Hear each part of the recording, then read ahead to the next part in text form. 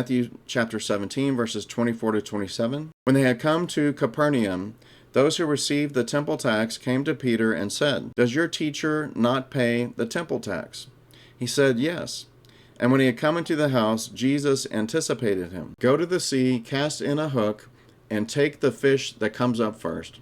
And when you have opened its mouth, you will find a piece of money. Take that and give it to them for me and you." Okay, now here we have a real need. So there's an expectation that they're going to pay taxes. So then he gives this ridiculous command to Peter. And he's like, "I want you to go fishing, and then you're going to catch a fish. And when you pull the fish up, the first fish you catch, he's going to have a coin in his mouth." I mean, that's just crazy sounding, right? And so one of the things that we want to talk about when we are praying for miracles is there's an element of boldness and risk-taking that's required.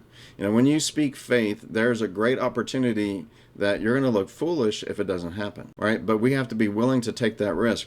It requires extreme boldness. It requires confidence. It requires a risk-taking mentality where you're willing to take the risk to say something to somebody where if it doesn't work for whatever reason, you're going to look foolish. So you have to be risk-taking in nature.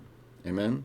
If you never take a risk, if you never step out in boldness, then you're going to see very few miracles. So that's going to be a key thing. All right, so how do we manifest this benefit of supernatural provision? Okay, so first of all, just as the disciples obeyed the command to cast the net and they received a miraculous load of fish, we have a cast your net type of command which says, "Sow and you will reap a harvest." Whatever seed you sow will result in a harvest of the same kind, and it's guaranteed. Okay, so we have an everlasting command. So the more that you're willing to give, the much more you're going to receive back. And again, this takes a degree of courage.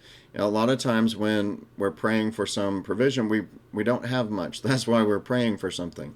And so that little bit that you have left, the last thing you want to do is give it away. Like, no, I need this. I need to pay my bills. I'm short to pay my bills, and now you're telling me to give my last $100 to go pay to some person when I need $500 to pay my bills. I mean, that's a painful decision to make.